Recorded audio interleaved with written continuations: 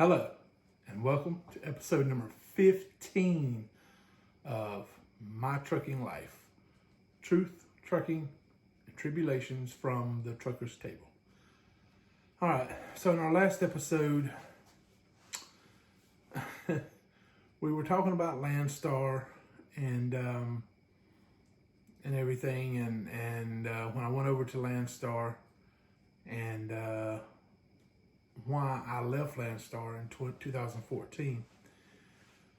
Well, the reason I left Landstar in 2014 was a near-death experience that I had. Some of you that know me will know what I'm talking about. I was pulling loads for IKEA, contracted freight through Landstar, of course. But it was IKEA loads, and I had the load going out to Frisco, Texas, which is like a suburb of Dallas. And so I got out there, and wasn't going to be able to deliver for at least another day and a half or so. And so I got out there early and did a 34-hour reset, and I got some rest, bought a new computer and stuff like that, you know. And at that time, I was running by myself. I didn't have Ducky in the truck with me. And this was when I had the 2011 ProStar International with the Max Force engine. And if any of you have ever driven a truck like that, you know what a piece of crap it is. So anyway, I do my reset. It was actually a drop and hook, but they weren't going to have an empty trailer ready for me until a certain time that day. And then that night, I had to go over and pick up a load around, I think it was around Grapevine, somewhere over that way. Going down to South Texas down. I can't remember the name of the town now, but it was a load of electronics, light load. It wasn't super heavy, and had to drive it overnight, be there the next morning, and so I'm running down I-35 and I'm tooling along, you know. I get past Waco and everything, and I'm still rolling on along, doing pretty good. And we're coming into a construction zone where they were doing construction through there. And all of a sudden, the truck, I'm driving along, and I had a gear shifter, right? It was a 10-speed. So most of the time I drove with my hand, one hand on the gear shifter, one hand on the steering wheel. You know, and I'm listening to music and everything's good. I'm well rested. Coming off of a 34-hour reset, I had nothing to do but sleep, you know. And so all of a sudden the truck, it felt like somebody reached in and grabbed the steering wheel and yanked it hard as they could to the left. And the truck just veered. I mean, it was like it was going straight, and then it just made a sharp left turn. And went like that into a concrete barrier, and it kind of nicked it. It didn't go like full head on into it like this, but it kind of hit like concrete, and then it began to flip. The trailer came loose and went on. I think the trailer stayed in the south. No, I'm sorry. The trailer went to the northbound side. And then I was in the median, and the truck had flipped, and it landed on its driver's side door. And I was inside the truck. Fortunately for me, I was not wearing my seatbelt. If I had been wearing it, I'd probably be dead right now. And I know a lot of people are going to disagree with me on that, but I'm telling you the truth. I know I was in the truck. I know for a fact, I believe full-heartedly that if I'd been wearing a seatbelt, I'd be dead. And I'm fixing to tell you why. The truck immediately busted into flames. The fire got hotter and hotter and hotter as more and more diesel poured out. The fire was on the passenger side where the regen system was. And so when the diesel hit that hot regen system, it just busted into flames. There's no way I could crawl out the passenger side door because that's where all the fire was. I couldn't go out the driver's side door because it's on the ground, laying on its side. So that's not gonna happen. There's only one way out of that truck, and that's right through the windshield of the truck, which by some miracle did not break when all this was going on. So the fire's raging, there's smoke all inside the truck. I'm looking around trying to find something to bust the window with so I can get out. I couldn't really find anything. It was so much smoke I just couldn't see. I couldn't, anything. So I immediately started punching the windshield with my fist as hard as I could. And I just continually punched it and punched it and punched it. And it made like kind of like a spider web, and I just could not get my fist through the window.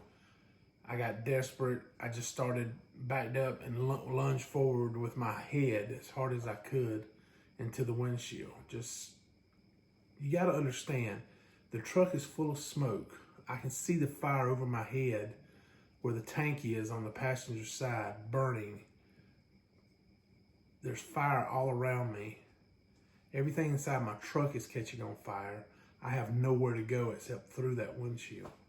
And I honestly was so close to death that it was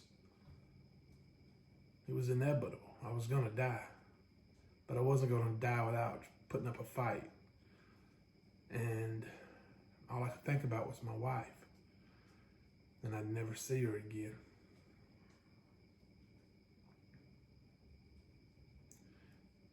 It was the most scary time in my life. I've been in some horrific wrecks, don't get me wrong, but that's the first time I've ever been in a wreck and the truck caught on fire. And fire adds a whole nother degree to what's going on. It's one thing to be trapped in a truck if it's not on fire. You got time to get out of there for somebody to come rescue you. And I'm sitting there and I'm screaming at the top of my lungs for somebody to help me. And I'm looking out the windshield as I'm punching it, trying frantically to get out. And cars are coming by. They're slowing down on the northbound lane. They're slowing down, looking at the truck on fire, looking at me in my eyes. They can see me. They see me inside the truck. They're looking right at me. I'm looking right at them. They just drove on by. Wouldn't stop. Can you blame them? They don't want to get caught up in a fire or an explosion. Can't blame them. Some people just aren't cut out to be heroes. Some people just aren't cut out for something like that. Personally, I know for a fact I could not drive by and watch somebody die. That's what they were doing. All one of them would have done was stop and pick up a rock, pick up a piece of a tire iron out the back of the car, or anything, just something to bust that window so I could get out. And they wouldn't do it.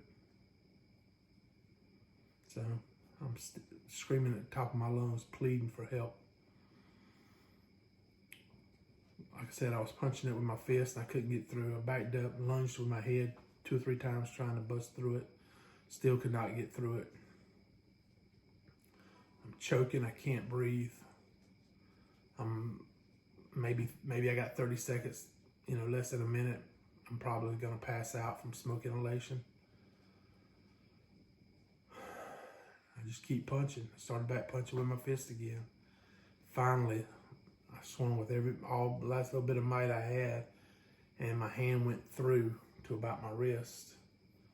And I still got some scars from the cuts, and it's funny, 2-3 weeks later, I was still picking glass out of my head. But I got my fist, once I got that fist through there to the outside, and I pulled my hand back in, first thing I did, before I did anything, is I stuck my mouth up to the hole so I could breathe some fresh air. Once I got a couple breaths of fresh air, I took my hands and stuck in the hole, and I started pushing the glass to try to push it down, to bust it on open, get it on peeled on apart. and I was able to finally get it open enough to where I could pop through it, and it's a wonder it didn't cut me all up everywhere. And one of my shoes that came off, I know somehow or another in the wreck, and one of my toes had get about almost cut off. It was just dangling, and I was just covered in blood and smoke and burns. I had burns on my back, burns on my legs, my arms. My elbow got burnt so bad right here. They had to do all this, had to be skin graft, do a skin graft on it. They took skin off of my thighs and put on my elbow. And, but they, this was done in Tallahassee here, house.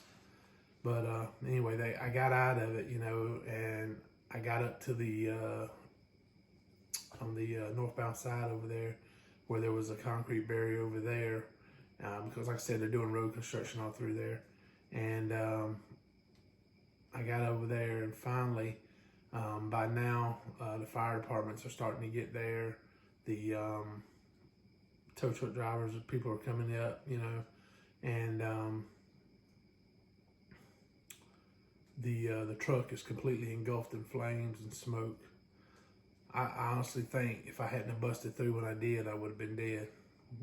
Now, think back to the seatbelt. If I'm wearing a seatbelt and the angle I'm at, the clip is back over here on your right side, right? Where you unclip it. And I'm leaning forward, all that pressure is on that seatbelt.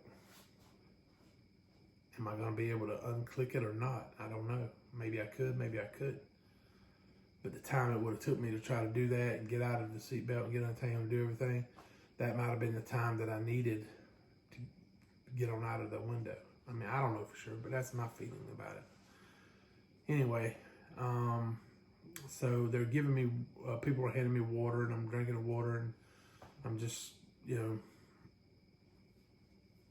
I can tell something ain't right, and so I'm standing over there, and I look across on the other side of the interstate, and I see the trailer. I see a truck has hit the trailer. A pickup truck, I think, hit it with a family. They were not seriously injured, but they were taken to the hospital for to be checked out, and they were okay. Another truck driver hit the trailer and broke his ankle, and so the ambulance was over there taking care of him, but there was no ambulance on my side. So they asked me if I could walk across the interstate, down the median, climb over the concrete barrier, and go to the ambulance. And I was like, well, I guess I don't have a choice, do I? But anyway, the tow truck driver, let me tell you this part first. He loaned me his phone, because my phone, my computer, everything got burned up in the truck. So he loaned me his phone. I called Teresa, and it's about 4 o'clock in the morning here in Florida. And I told her what was going to happen. I said, they're probably going to take me to Austin, Texas, to the hospital. I said, go by Marianna, pick up my mom, and drive on out here. Okay, I need you. So she went, got my mom, and started heading out that way. And, but before she got too far down the road, the tow truck driver called her and said, hey, he just hit redial, got lucky. Anyway, he called her and said, hey, they're not taking him to Austin, they're taking him to Dallas, to Parkland Hospital. It's where they took John F. Kennedy when he got shot. And so they had to incubate me. They had to put a tube down my throat, so they sedated me, knocked me out, put the tube down me so I could, because they said all this was closing up and I wasn't going to be able to breathe. So they put that on me, and then they loaded me into a helicopter and flew me up to Parkland Hospital in Dallas and to the burn unit up there. And that's where I stayed for a couple of days. And Teresa got out there so fast. It was like 12 hours, maybe something like that. She was flying, her and my mom both trying to get out there. And so they did some things, did some CT scans, stuff like that. And once I finally got my lungs cleared up enough I could really breathe on my own and everything, they let me go so I could get back home and seek further treatment. But when I got back home, it was just, the whole time, I just keep reliving the wreck. What happened? And we still don't know. I mean, I didn't get a ticket for it or anything like that. They said that failure to control the truck or the speed or something like that, but they didn't write me a ticket for it. But they said, but they never could determine what caused the accident. If it was faulty, something in the truck that broke, if there was something to do with the highway that messed me up or what. So, but anyway, Landstar stood behind me the whole way. You know, they never tried to throw me under the bus when the guy that broke his ankle was trying to sue him. Nothing. I mean, they were calling Teresa, do you need anything? Is there anything we can do to help you? I mean, they were really a great company. Gave us a lot of support. And when it came time, you know, decide what I was going to do, if I wanted to get another truck and keep going, you know, and I told Teresa, I said, I don't want to go back over the road. I want to stay home, you know, do something else. So I called Landstar and told them, I said, I'm not going back over the road no more. I'm going to resign, you know, cancel my lease, and I'm just going to stay home for a while and do something different, you know. And at the time, I had no idea of ever climbing back in a big truck, to be honest with you. But I could not find any good local work. The only thing I could find was driving a truck, but it was local work, you know. I drive over to Pensacola and back every day, you know. And so that's what I did. I just did that, day cab, simple little job. And so that's what I did. And it's just, but like I said, through it all, they stood beside me. Depositions, lawsuits, everything. They never tried to throw me under the bus. And that's one reason I'm so loyal to Landstar, is they stood beside me through everything. Never once tried to make me the scapegoat to get out of paying a lawsuit or anything else. So anyway, that's why I left Landstar in 2014. So where do I end up going next? What ends up happening? How do I get back to Landstar in 2018? I don't know. You'll have to come back to episode 16 and we'll find out. So thank y'all for watching. I hope this explains a lot of what happened and everything, why I left Landstar. And I hope nobody has to go through what I went through inside that truck ever. That's one of the most, I mean, I've been in combat in the military and everything else, and nothing scared me as bad as that fire did. So don't ever play around with something like that.